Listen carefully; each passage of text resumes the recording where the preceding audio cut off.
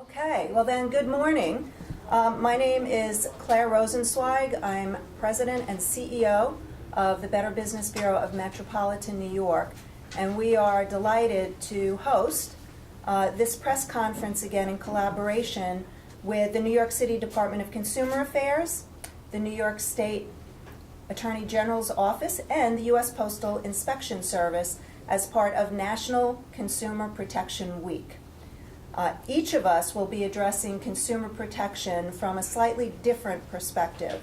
Joining me today, we're delighted to have Commissioner Julie Menin with the New York City Department of Consumer Affairs, Laura Levine, Deputy Bureau Chief of the Consumer Frauds and Protection Bureau of the New York State Office of the Attorney General, and Emily Taritz, Postal Inspector at the U.S. Postal Inspection Service. BBB is announcing our top 10 complaint categories today. BBB of Metro New York is part of a federated system of Better Business Bureaus. We cover everything south of Albany, pretty much. There are 112 independent BBBs all over North America, including Canada, and there's a new one that will be starting up in Mexico. We are a standards-based organization, and we help people find businesses and charities that we consider trustworthy. BBB.org has over 4.5 million companies listed. These are companies that people can look at to see what we say about the company, as well as to see what consumers are saying. We have complaint details, and we also have consumer reviews available for consumers to look at. Our stats today will be focused on the Metro New York area. There will be national stats that are released later in the week through the Council of Better Business Bureaus. The BBB of Metro New York is basically our complaints are a distillation of about 51,000 complaints that have been filed with us here in the Metro New York area. Nationally, that number is more like 1 million complaints received. These are filed by consumers all over the world, here in New York, for businesses that do business here in New York.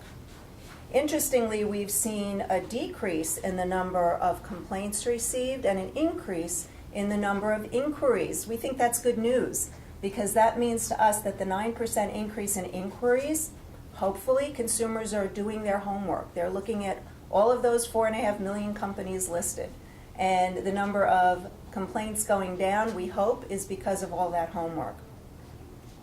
For the 6th year in a row, the top complaint category is financial services. And financial services deals with everything from credit cards to banks to debt collection. These are transactions that consumers have with these businesses that deal with things like billing, fees, insurance, anything that you can think of that a consumer interacts with these businesses can fall under financial services. Our second category is publishing and communications, and publishing and communications has been in this spot for a couple of years now. This deals with, think of your telecommunications companies, your cable companies, radio, subscriptions, both online and off. And as a consumer, when you have problems with your orders, with your subscriptions, with trying to opt out of certain services that are included, all of those types of things fall under this category. The third category is interesting. It's automotive. Automotive jumped from number 7 last year into the number 3 spot this year. And the automotive area covers all kinds of transactions dealing with purchasing, leasing a car.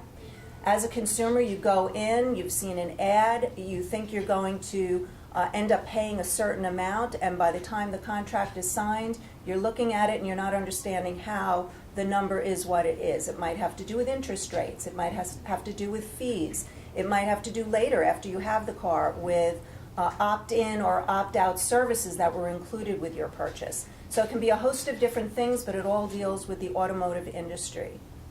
The other categories are health and beauty and fitness, retail, consumer electronics, home improvement, household and office furnishings, mail order and sweepstakes, and travel, which jumped onto the list this year.